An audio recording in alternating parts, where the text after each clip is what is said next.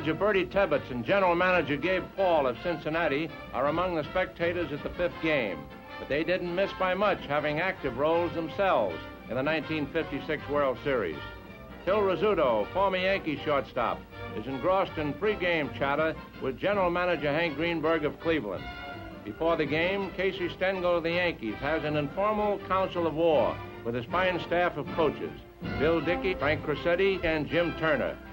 The fifth game, obviously, is a big one, with the series tied at 2-all, and Stengel would like to get the edge before the action returns to Brooklyn.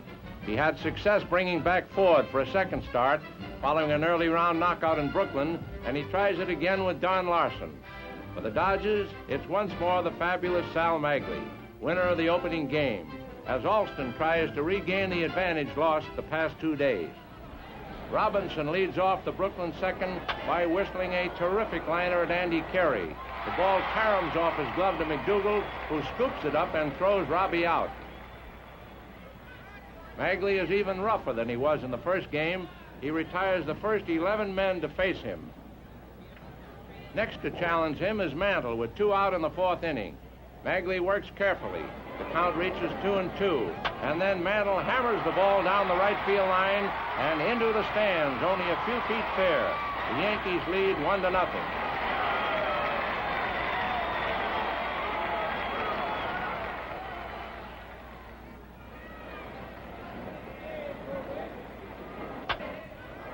Berra wraps a sizzling liner to center, and Duke Snyder races over and makes a sensational backhanded somersault catch, spearing the ball above the grass tops.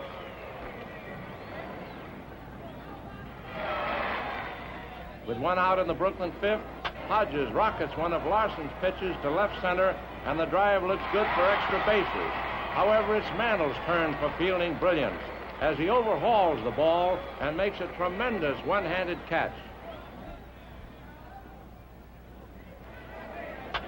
Magley's first pitch is slapped into center field for a single by Carey in the 6th inning.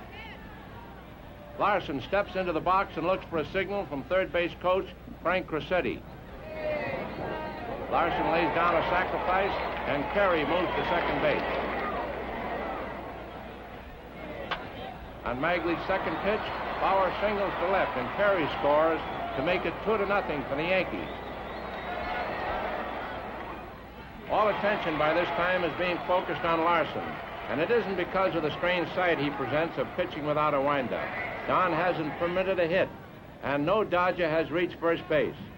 He continues his pitching charm through the 7th, and now it's the 8th inning. Jackie Robinson is the first batter. With 2 strikes on him, Jackie bounces the ball to the box, and Larsen tosses him out. Hodges is next. Larsen begins with a called strike. And with a count 1-2, Hodges lines to Carey. Then comes Amaris. For the 3rd straight time, Larsen starts with a called strike. On the second pitch, Amaris flies to Mantle. There is no secret about Larsen's no-hit bid.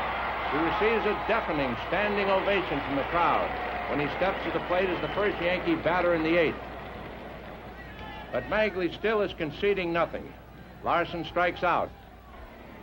Bauer also goes down swinging on a back-breaking curve. Collins then takes his turn, and Magley also whiffs him to strike out the side. Now the stage is all Larsen's, and a strange hush falls over the crowd as it realizes the overpowering drama of the situation. Never before has a pitcher hurled a no-hitter in the World Series, much less a perfect game. Larsen is only 3 outs away. First man to face Larsen in the 9th is Carl Furillo. The first pitch is a called strike. Furillo fouls the next one back into the screen. Ball 1 high. Another foul into the stand. Then still another. Furillo flies to Bauer.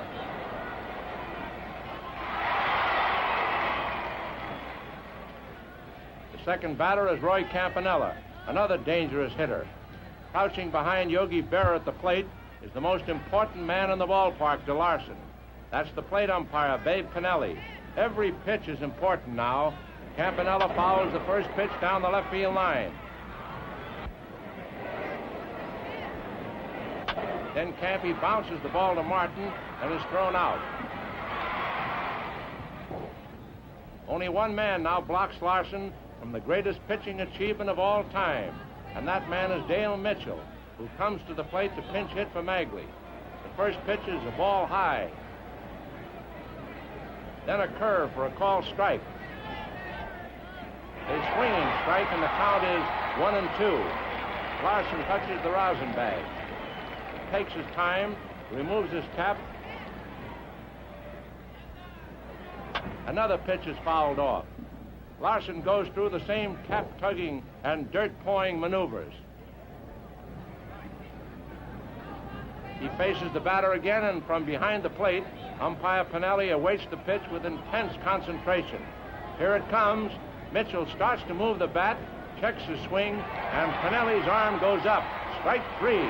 And with that fateful move, Pinelli opens the door to the Hall of Fame for Larsen. It also touches off one of the wildest player demonstrations the Yankees ever have staged. As the Yankees win 2-0, and within a fraction of a second, Larsen is surrounded by a seething mass of Yankees that gradually sweep him toward the clubhouse where bedlam breaks loose. Larsen's fantastic performance of retiring 27 men in succession hasn't been accomplished in the major leagues since 1922. For Pinelli, the game was a wonderful climax to an amazing 22-year career as a National League umpire in which he never missed an assignment in more than 3,400 games. Larsen was lavish in his praise of his battery mate, Yogi Berra. Don pitched the perfect game, but Yogi also caught a perfect one. He turned in a brilliant job behind the plate.